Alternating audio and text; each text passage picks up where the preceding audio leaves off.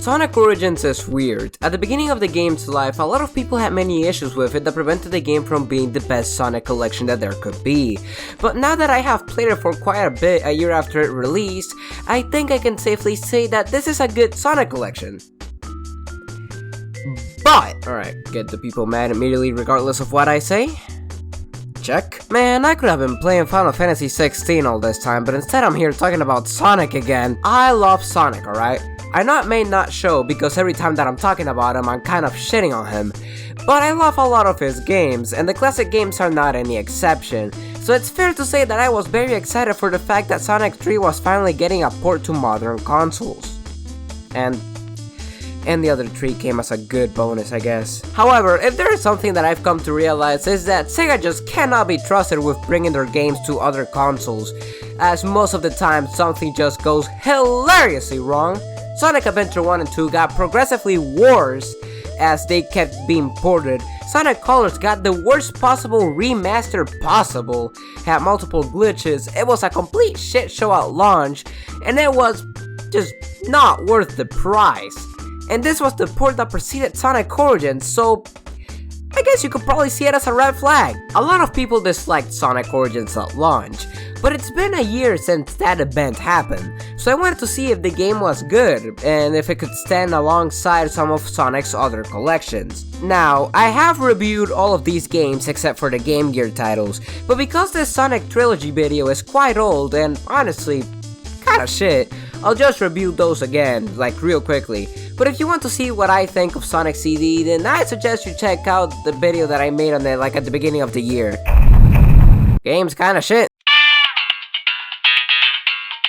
Oh, hello? Hey, this is the police and we're detecting some fatherless activities over here, so we're gonna be forced to send, the entire cavalry. I still don't understand why people like this game. Not only because its sequels do everything better than this one does, which is not really a fair comparison to be fair, but also because the game simply just isn't that fun to play. For being a game that was constantly advertised for being a fast-paced 2D platformer, it really feels like half of the time I'm waiting for the platforms to give me the privilege to dare move to the stages, only for another platform to appear and repeat this entire cycle again unless you want to lose all the rings that you worked so hard on getting, because the only way to go fast through these stages is by hitting your head against a wall until becoming delusional. Even when the stages are actually designed with going fast, the game still feels the necessity to put these break sections in so many points in the stages that at some point it just feels like the game is doing everything it can to not let me progress to the game, and it doesn't really make speed feel any more satisfying.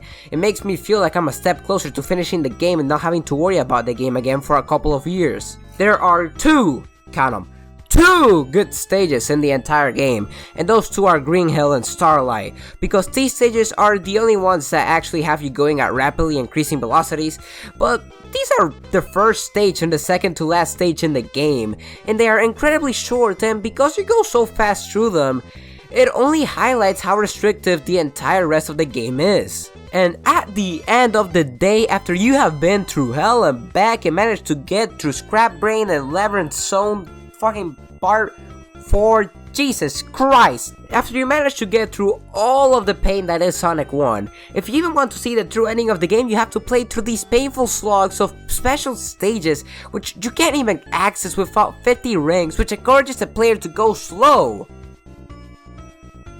Which kind of goes against the entire fucking point. Just flowers. That's the only difference. It's insane. They really thought that this was a good reward. Oh my god. Now this is a video game. Sonic 2 makes improvements on nearly every aspect of Sonic 1. The bad is now good and the good is now even better. The zones have been drastically improved in the pace and rarely have a downtime should the player really be skillful enough to go through the right path.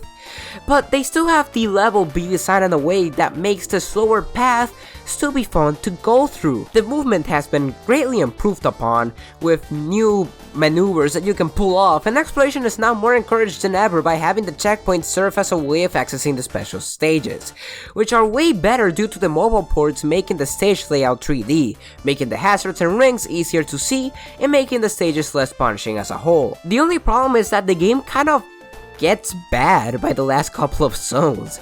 I decided to stop my playthrough around Oiled Ocean because should I get to Metropolis Zone and its 3 acts, I would have hurt somebody.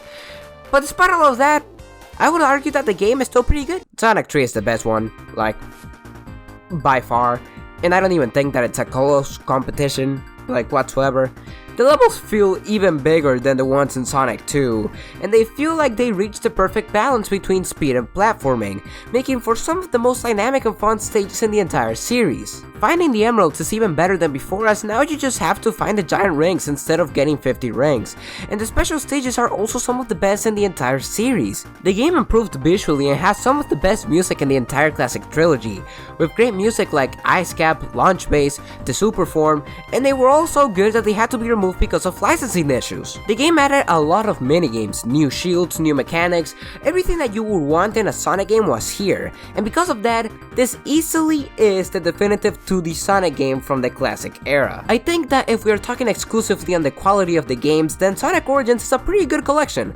However, if we evaluate Sonic Origins like that, then that means that Super Mario 3D All-Stars would be a good collection as well. Sonic Origins does have quite a lot of useful additions that I believe improve the quality of all the mainline games, and a couple of other quality of life improvements and features that I just think that are neat. I think that the coins are honestly the best addition in the collection, simply because of how much it improves the experience of the special stages.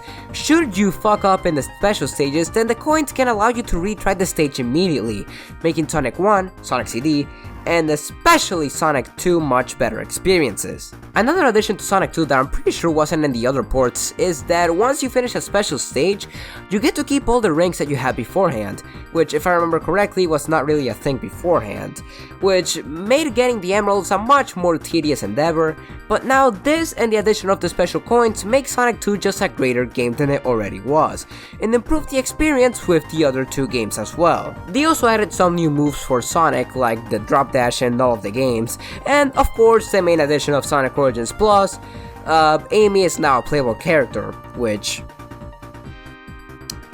they sold for $10. Okay, let's get something straight. I think that Sonic Origins overall, it's good.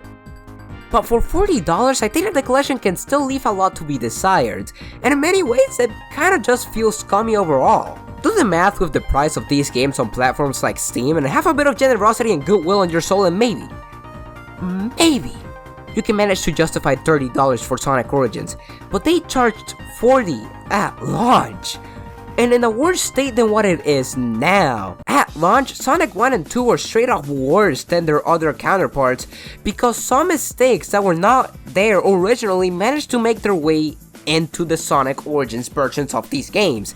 And let's not forget that for Sonic 1 and 2, the drop dash was completely useless. It only worked in Sonic 3 and CD.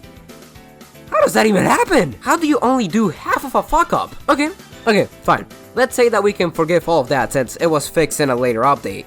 How about the fact that the promotional material for base Origins advertised new playable characters, which no matter how you spin the narrative, was completely fucking false? Or how about the scummy Day 1 DLC, which was overpriced? How about the fact that the so-called classic mode is not even the original game, but the anniversary mode with a life counter and chopped to 4x3? How about the many glitches and bugs that took a year to fix? How about the fact that the main character they were advertising is literally just a worse version of Sonic with barely any difference otherwise? Or how about the worst versions of the already existing OSTs for Sonic 3?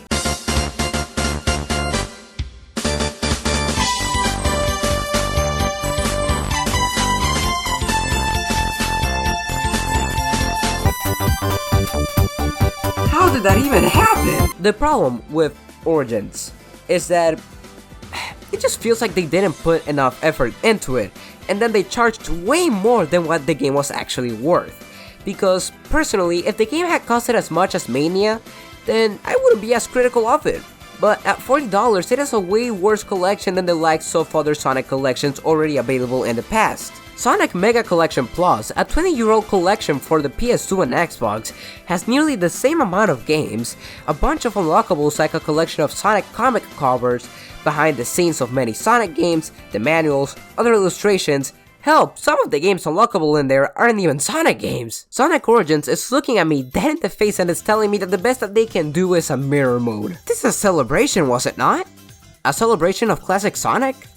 then am I really that dumb for maybe expecting a bit more than the GameCube collection that I got years ago for less than $10? Why couldn't we get Sonic 3D Blast and the Genesis Pinball and Mean Bean Machine? Why couldn't we get Sonic the Fighters and Sonic R? Why couldn't we get other playable characters in the main 4 titles? I mean, Mighty and Ray were right there. Why can't we customize the way in which we play the game? What if I want to play Anniversary Mode without the coins? Which literally shouldn't be an issue because that's all that classic mode is. Just let me play that shit in fucking 16:9. The collection, even now, still feels like Sega just didn't give it their all. And it especially feels like that when they are so insecure of their product that they decided to pull down the other available versions of Sonic 1, 2, 3, and CD of the digital stores, which really doesn't inspire confidence. I think that Sonic Origins as a whole is a very underwhelming package. It's not bad, but it feels like a lot of missed potential. And would I say that it is really worth $30 for the base game and $40 for a Sonic skin and an additional 12 games that, I mean, it's cool that they're there, but they're kind of just there. By the way, no, I wouldn't recommend it. Oh, and also, the Game Gear games have some audio issues, and that results in my ears going one step closer to needing urgent medical attention. Thanks, Sega. Hey, hi, almost done recording the audio pseudo here. I just realized that, the Sonic Origins Plus expansion pack also features a lot of the Day 1 DLC that Sonic Origins had. So, I guess that makes the price a bit more palatable. I will still recommend getting it on sale when overall the entire package of Sonic Origins Plus is around $30. But I guess that makes the price a bit better. It's all I wanted to add. Well, that's all the time that I've had for today. I'm just a random stranger you met on the internet. But hey, just call me Pseudo.